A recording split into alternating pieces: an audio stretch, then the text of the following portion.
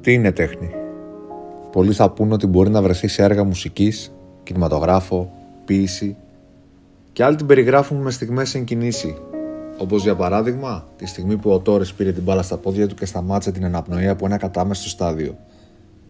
Και άλλοι όταν ο Τζόρνταν σφράγισε με την τελευταία βολή με τη φανέλα των Chicago Bulls το έκτο συνεχόμενο πρωτάθλημα. Η αλήθεια είναι πως η τέχνη δεν μπορεί να προσδιοριστεί. Για κάθε έναν από εμάς, τέχνη είναι ότι ξυπνάει μέσα μας ένα συναίσθημα. Για κάποιους είναι ένα χορευτικό με το θάνατο, μερικά δευτερόλεπτα αδρεναλίνης, φόβου και απόλυτης συγκέντρωσης. Για κάποιους άλλους, όλα τα παραπάνω.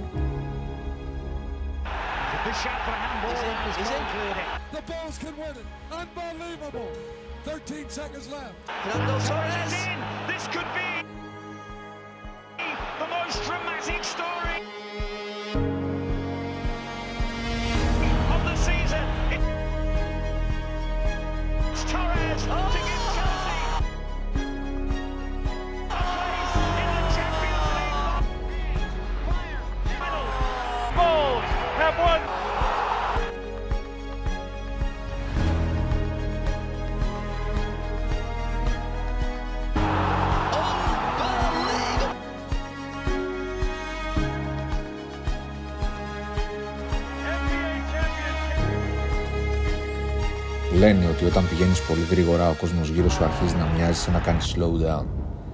Τέχνη που γράφεται με ταχύτητες που σχεδόν τρομάζει να κοιτάξεις. Αναβάτες που συναγωνίζονται μόνο με τον εαυτό τους. Κοιτάζουν το χάρο στα μάτια καθώς αυτός ανακατεύει την τράπουλα. Και όταν ετοιμάζονται να δεχτούν το επόμενο χαρτί, εκείνοι τους ψιθυρίζουν όλοι.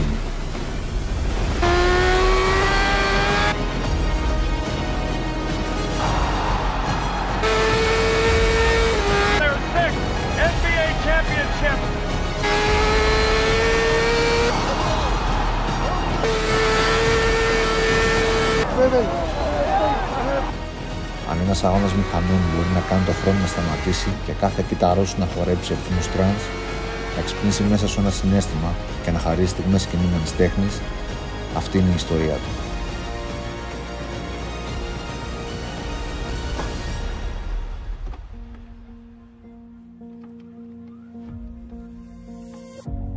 Για την τελευταία εβδομάδα του Μάη και την 1η του Ιουνίου, κάθε χρόνο κάτι απίστευτο συμβαίνει.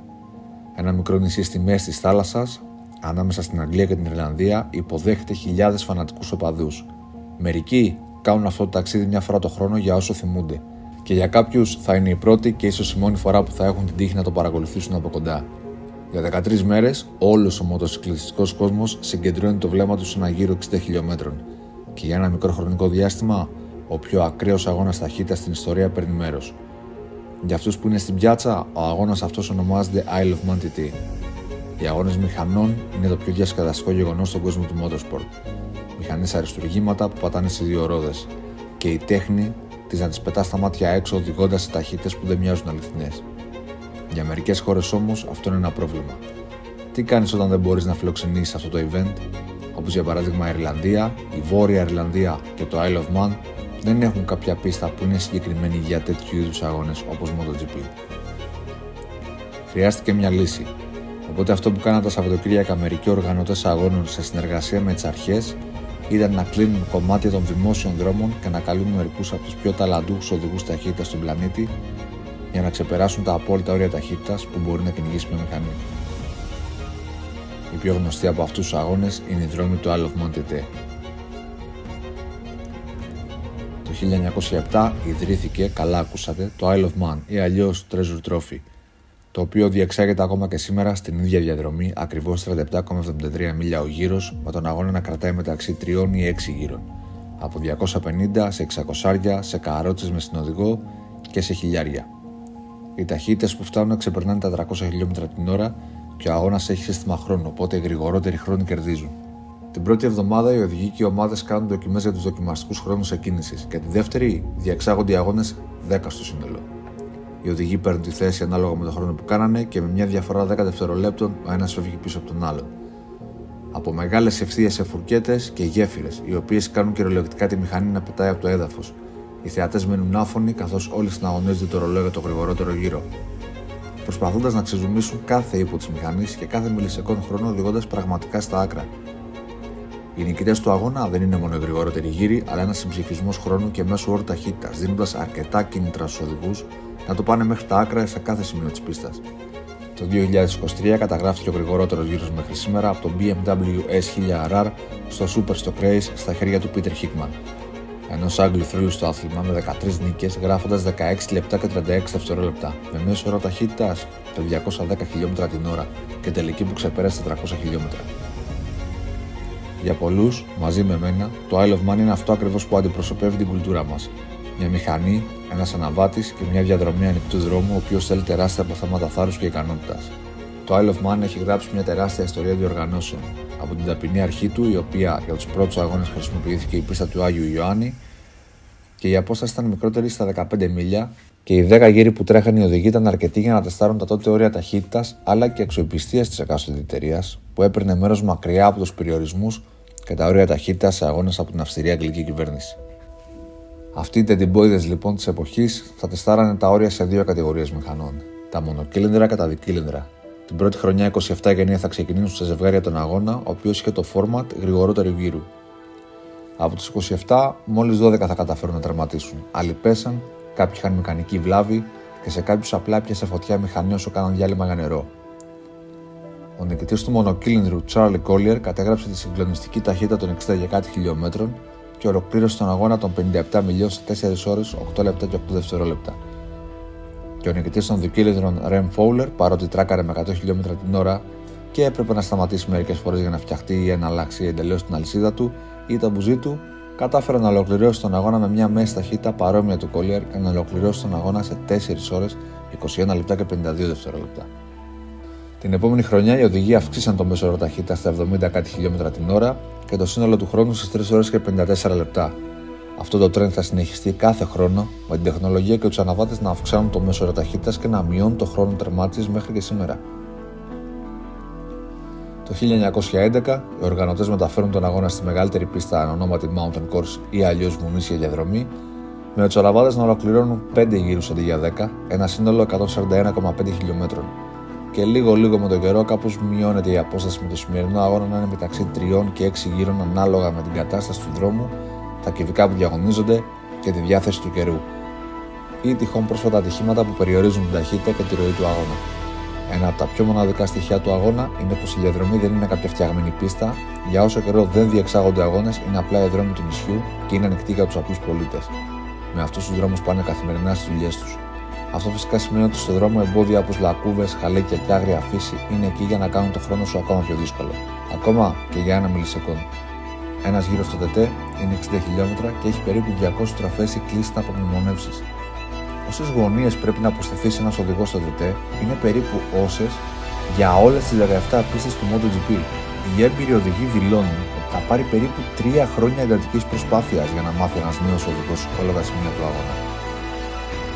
Από τον πρώτο αγώνα που πήρε 4,5 ώρες και 60 χιλιόμετρα μέσω όρο ταχύτητας, στα στατιστικά του 2024 που καταγράφουν 217,2 χιλιόμετρα μέσω όρο ταχύτητας και record breaking ταχύτητα τερμάτισης 1 ώρα και 42 λεπτά 56 δευτερόλεπτα. Κάθε χρόνο, ανεξαρτήτου κατηγορίας και δυναμικής, όλοι οι οδηγοί θα προσπαθήσουν να ξεπεράσουν τα όρια σε εξωφρενικό βαθμό. Για να δώσω ένα παράδειγμα, σε έναν απλό γύρο του Mountain Course, ο πίσω τροχός ενός δίκυκλου θα ταξιδέψει περίπου 2 ολόκληρα χιλιόμετρα περισσότερο από ό,τι ο μπροστά. Η μηχανή σπινιάρει, σηκώνει σούζα, ντριφτάρει για ακόμα πηδάκι ολόκληρη στον αέρα. Αυτή τη στιγμή υπάρχουν 5 κατηγορίες μηχανών που παίρνουν μέρος στον αγώνα, με κάθε μία συγκεκριμένους κανόνες και όρια. Η πιο περίεργη και ίσως λιγότερο γνωστή κατηγορία είναι τα side bikes ή αλλιώς καρότσες, 600 τετρακύλινδρα ή 675 τρικύλινδρα ή 900 δικύλινδρα. Αυτές οι περίεργες μηχανές με 2 αναβάτες μπορούν να ξεπεράσουν τα 200 χιλιόμετρα την ώρα τελική. Ο μπροστά οδηγός ελέγχει γκάζι φρένο και ο πίσω μετακινείται συνεχώς αλλάζοντας το κέντρο βάρους της μηχανής και με αυτόν τον τρόπο αλλάζει την κλίση της. Με λίγα λόγια, είναι το τιμόνι του οχήματος. Είναι πολύ δύσκολο να σπάσει τους χρόνους ρεκόρ σε αυτή την κατηγορία, οι οποίοι όλοι κατέχονται αυτή τη στιγμή από 2 αδέλφια, τους Ben και Tom Boor. Η επόμενη κατηγορία είναι τα Super Sport φυσικά, ξεκινώντας από τα 600 cc, τετρακύλινδρα, σε 675 τρικύλινδρα, με custom φρένα, αναρτήσεις και πλαίσια. Και αυτές οι πολύ φτιαγμένες και στημένες μηχανές αγγίζουν τους 130 ύπους τροχό και είναι από τις πιο δημοφιλείς κατηγορίες γιατί διατηρούν μεγάλες ταχύτητες για πολλή ώρα, τερματίζοντας το στροφόμετρο ουρλιάζοντας. Θέλει πολλή προσπάθεια για να αγγίξεις βάθος στα 600 και ο record holder αυτών είναι ο Michael Dunlop που βγάζει μέσω όρο τα 210 περίπου χιλιόμετρα. Μια ακόμα κατηγορία που δεν ακούγεται πολύ είναι τα δικύλινδρα ή αλλιώς Super Twins. Είναι τα μικρότερα σε δύναμη Superbikes στα 650 κυβικά που όμως έχουν αρκετή δύναμη για να προσφέρουν άφθονο θέαμα. Αυτά τα 600 είναι ελαφρώς πειραγμένα και είναι δύσκολο και καθόλου οικονομικό να τα κάνεις μια μηχανή αγώνων. Ο Μιχαλάκης ο Dunlop κρατάει το ρεκόρ και σε αυτή την κατηγορία το χρόνο ταχύτητας με περίπου 193 χιλιόμετρα την ώρα. Η κατηγορία που σχεδόν τρέχει μαμά είναι τα Superstock, χιλιάρια τετρακύλινδρα και οι μόνες αλλαγές που επιτρέπονται σε αυτά τα χιλιάρια είναι οι αναρτήσεις, τα φρένα και οι εξατμίσεις, κυρίως για λόγους ασφάλειας. Και λόγω μικρού κόστους στισίματος επιτρέπει σε μικρότερες σε budget ομάδες να μένουν ανταγωνιστικές στα χέρια ταλαντούχων οδηγών. Με τις μηχανές να μην ξεπερνάνε ιδιαίτερα την αρχική τιμή της βιτρίνας της μηχανής, αλλά μην ξεγελιέστε.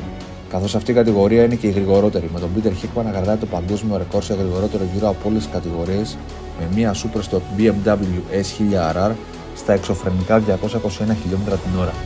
Η τελευταία και μεγαλύτερη κατηγορία είναι τα Superbikes. Χιλιάρικα όπως η προηγούμενη, αλλά με περισσότερο χώρο για βελτιώσεις, μεγαλύτερα budget, από μηχανές, σασμάνς, fuel injections, ακόμα και σασί, όλα παίζουν. Και αν η τσέπη είναι βαθιά, πολλά μηχανικά μέρη και μη αντικαθαστώνται με carbon fiber, όπως πλαίσια, ζάντες και πολλά άλλα. Το μόνο που δεν πρέπει να αλλάξουν στις μετατροπές είναι οι αρχικές διαστάσεις του εκάστοτε μοντέλου. Όλοι αυτοί οι πύραυλοι εδάφους είναι πάνω από 200 άλογα τροχό και πιάνουν 300 και σε πολλά σημεία του αγώνα. Ο Peter Hickman κρατάει και εδώ τους χρόνους ρεκόρ ταχύτητας με το φτιαγμένο S1000RR του στα 221 χιλιόμετρα την ώρα με μικρές διαφορές μιλισεκόντ από το Superstock record του, διαφημίζοντας όχι μόνο την υπεροχή των BMW αλλά και του ίδιου και της ομάδας του. Ανεξαρτήτου καιρού και συνθηκών, χιλιάδες φαν του σπορτ γεμίζουν τους δρόμους και ο αγώνας έχει μεγάλα και μαζικά κέρδη, όσο για διοργανωτές και ομάδες αλλά και για ολόκληρο το νησί.